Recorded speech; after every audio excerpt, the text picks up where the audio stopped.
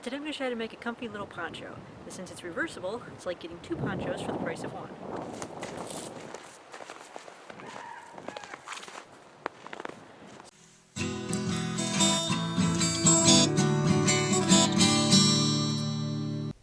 So you want to start by cutting 2 3-foot squares of fabric.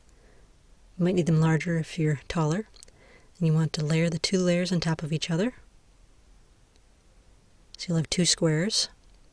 And then on a different fabric, you'll do the same thing.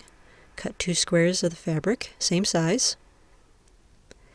And so then cut one of the corners off on both layers of the fabric.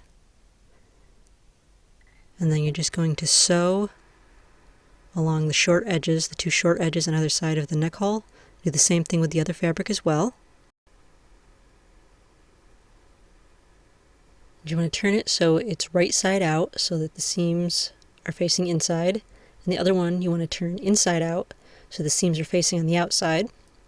So you'll put the one inside the other.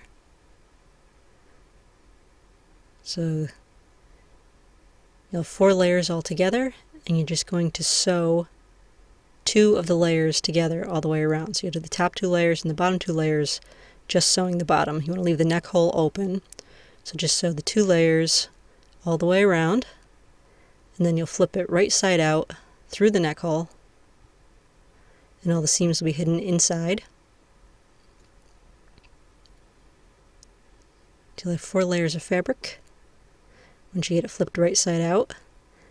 And then to finish the neck hole and keep it from unraveling, you just roll the top layer and the bottom layer in toward each other on all 4 layers and sew all the way around. So I have a really long blue one that I wear for outdoors, but in the morning inside the house it's a little cold when I wake up until I stoke up the fire. So I like to just throw this on in the morning because it's a little bit shorter, so it's a little more comfortable to walk around the house in.